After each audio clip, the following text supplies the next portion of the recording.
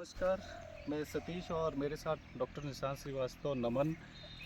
आज मैं साइकिल से निकल रहा था नेशनल हाईवे 43 के बगल से, और उसके फिट इंडिया सेव एनवायरनमेंट अभियान अंतर्गत जो मैं हमेशा किया करता हूँ। तो जब मैं निकला और बगल में मेरे ये हसदेव नदी है, आप देख सकते हैं,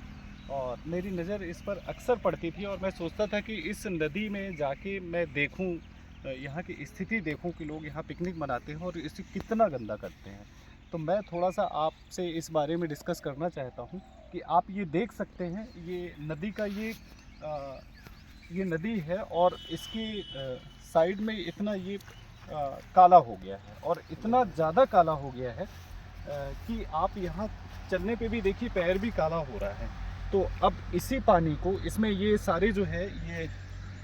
पिकनिक जो मनाने लोग आते हैं, और ये प्लास्टिक की ग्लास हैं, ये पन्नी फेंकते हैं, सारी चीज़ फेंकते हैं, और ये प्लास्टिक का ग्लास जब गर्मी पाके पिघलता है तो ये बायो प्रोडक्ट पेट्रोल का है, ये धीरे धीरे पिघल के अपना छोड़ता है, और ये जो है इतना ख़तरनाक होता है हमारे सब के लिए। और आप सोचिए कि यही पानी जो है, यही पानी, इस पानी को हम आगे पीते हैं, क्योंकि आगे ये पानी मनेनगढ़ के लोग, चिरमिरी के लोग, और इसके आगे जितने भी गांव हैं, ये नदी काफ़ी दूर तक गई है। और ये केवल मनेनगढ़ की बात नहीं है, ये बात जो है पूरे जहाँ तक ये नदी गई हुई है वहाँ तक के लिए है। रास्ते में पड़ने वाले जितने भी लोग पिकनिक मनाते हैं नदियों में, वो सारे ये ग्लास, प्लास्टिक के ग्लास, प्लास्टिक की थाली और बहुत सारी चीज़ें जो हमारी नदी को लगातार प्रदूषित कर रही हैं, आप देख सकते हैं कैसे प्रदूषित कर रही हैं, वो लगातार इसको जो है यूज़ करके और यहीं पे फेंक देते हैं। इससे होता ये है कि इसका पानी हम पीते हैं, और पानी जब हम इसका पीते हैं तो हम बीमार पड़ते हैं, और इतने ज़्यादा बीमार पड़ते हैं कि वो हमारे लिए त्वचा रोग हो सकता है, कैंसर रोग हो सकता है। आप इसको देख सकते हैं, बड़े ध्यान से देख सकते हैं। ये इतने ग्लास यहाँ पे, मैं चाहता हूँ इतने ग्लास यहाँ पे, ये तो इतनी बड़ी एरिया है, मेरे ख्याल से 4 बाई 4 की एरिया है, बहुत बड़ी एरिया में यही काला पानी, यही गिलास जो है ये जगह जगह पड़ा हुआ है। मैंने जो एक अध्ययन में कहीं पे पढ़ा था कि ये, जहाँ तक मैं अपना मनेनगढ़ के बारे में बताता हूँ, कि ये लोग पिकनिक मनाते हैं और ये ग्लास जो है रेत में दब जाते हैं, प्लास्टिक के जो भी प्रोडक्ट हैं, ये जब दब जाते हैं तो ये गर्मी पाके ये अपने पिघलते हैं, हल्का सा पिघलने के बाद जो है, अच्छा, ये सारी जाके डैम में वहाँ पे लगे रहते हैं, जो आगे डैम बना हुआ है, और वहाँ पिघलते हैं। पिघल के ये पानी जो है हमें सप्लाई होता है, और ये ख़तरनाक पानी जब हमें सप्लाई होता है तो इसमें हालांकि लोग उसका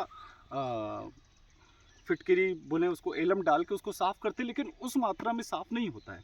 जहाँ तक मैंने पढ़ा है कि उसको ज़्यादा पीने से जो है ना बहुत ज़्यादा खतरा है, कैंसर रोग बन सकता है, और भी बहुत सारे रोग पैदा हो सकते हैं। तो मैं आपसे निवेदन करना चाहूँगा कि आप कोई भी नदी हो, सिर्फ हस्तू नदी की बात नहीं है, कोई भी नदी हो, उस नदी में जाएं तो प्लीज़ अपने बर्तन, जो स्टील के बर्तन हैं उसको लेके जाएं, या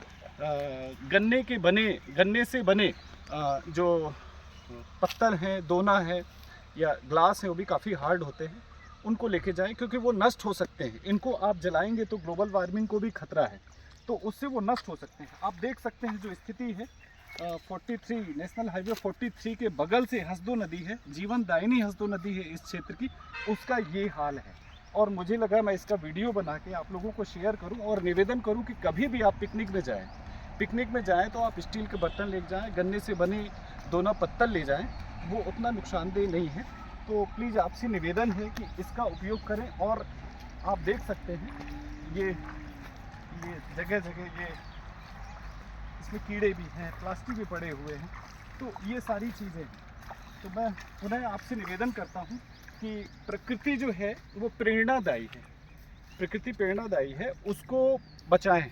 यदि हम उसको नहीं बचाएंगे तो हमारा ही दोहन स्टार्ट कर देगी, किसी न किसी रूप में हमारा दोहन स्टार्ट करेगी। तो हम